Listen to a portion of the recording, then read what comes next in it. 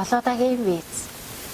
Монгол улсад богино хугацаагаар олон удаа ирэх шаардлагатай гадаадын иргэн төр иргэчийн олон удаагийн визийг мэдүүлж авдаг. Төр иргэчийн олон удаагийн виз нь 183 хоногийн болон 365 хоногийн хүчинтэй хугацаатай гэсэн хоёр төрөл байна. Энэхүү визийг иргэд 6 сарын олон удаагийн виз, 1 жилийн олон удаагийн виз гэж ярьж хэвссэн байдаг.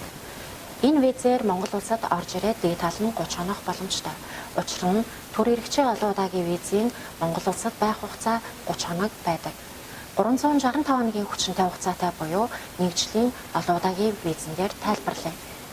Визийг олгосон өдрөөс хойш хүчинтэй хугацаа тооцогдож эхлэх бөгөөд хүчинтэй хугацааг визийн утасны баруун дээд болонд Enter Before гэж тэмдэглэсэн байдаг. Уг хугацаанаас өмнө Монгол улс руу хэдэн ч удаа орж ирэх боломжтой бөгөөд нэг удаа орж ирэхдээ дээд тал нь 30 хоног боломжтой гэсэн үг юм.